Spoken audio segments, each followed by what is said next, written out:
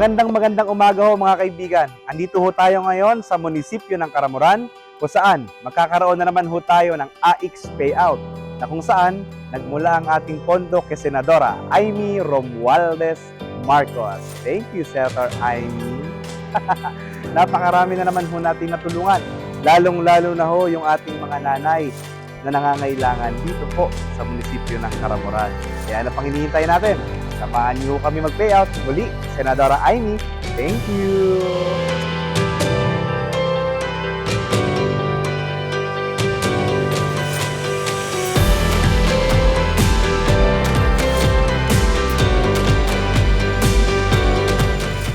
Inuban pa ni PBM dyan yung pagi para sutuwang na gusto niyo ipaabot sa community, ipaabot na siyempre. Kaya kuya kita ngayon ngunyan, maski Oktubre na, kuya man siyempre kita para mag-igawa ng payout. So, kamo po sa mga eligible sa assistance na ipapanahon.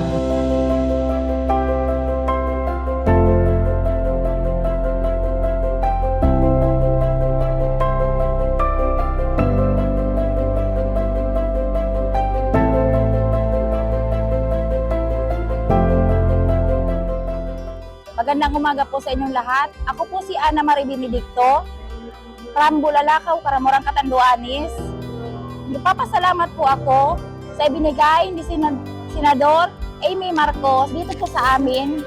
Sa tulong na to, marami po ang magagawa nito para sa amin. Sana po, marami pa po kayong matulungan at mabigyan niyo pa po kami ng pundo para po sa iba pa po nangangailangan tulad ko.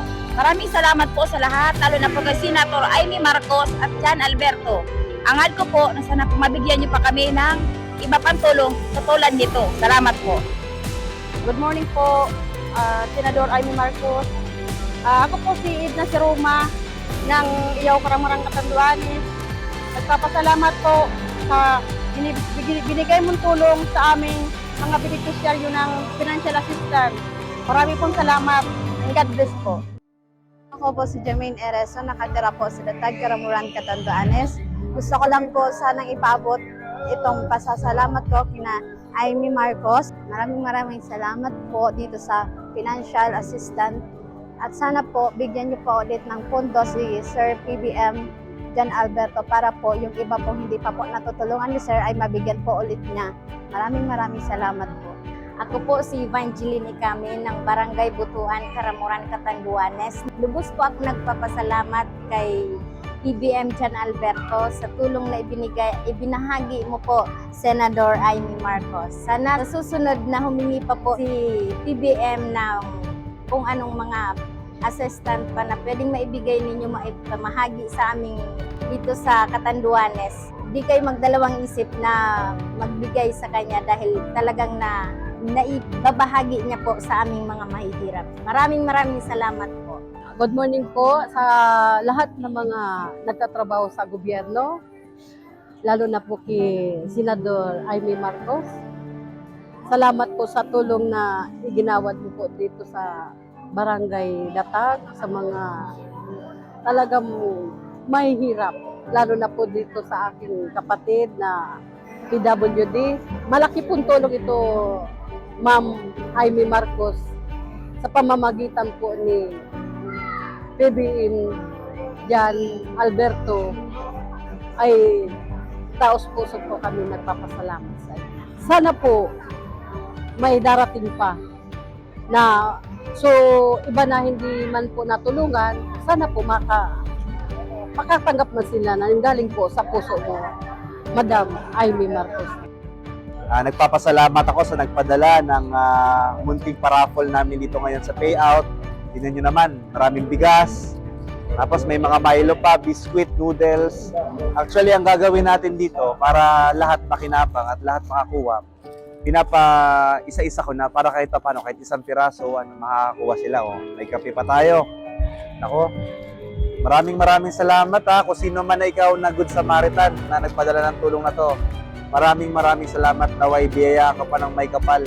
At salamat siguro napanood niyo to sa mga vlogs natin na tumutulong tayo talaga sa mga nangangailangan. Sana sa mga susunod pang mga bigay natin, mas dumami, bumuhos pa ang magpapadala para may abot natin sa nangangailangan. Sa'yo na nagbigay ng tulong na to, maraming salamat. Pagpalay ka ng may kapal.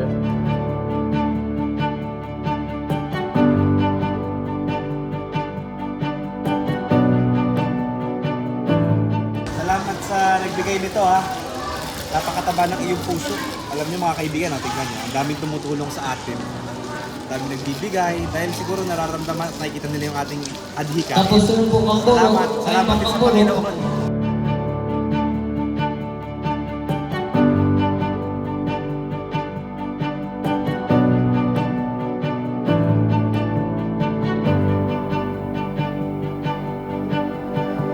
Magandang hapon po sa inyong lahat at muli tapos na tayo sa ating AX payout kung saan mauna na po ako dahil meron pa tayong session ngayong hapon. Na-instruction na naman na po natin ang DSWD at yung ating mga staff kung ano man magiging problema o ano. Sana maibigay pa rin at kami na rin ang aayos ito. Muli, Senadora Amy Romualdez Marcos, maraming salamat sa iyo. Kung pwede lang kitang yakapin, niyakap na kita ngayon. Maraming salamat, Senadora.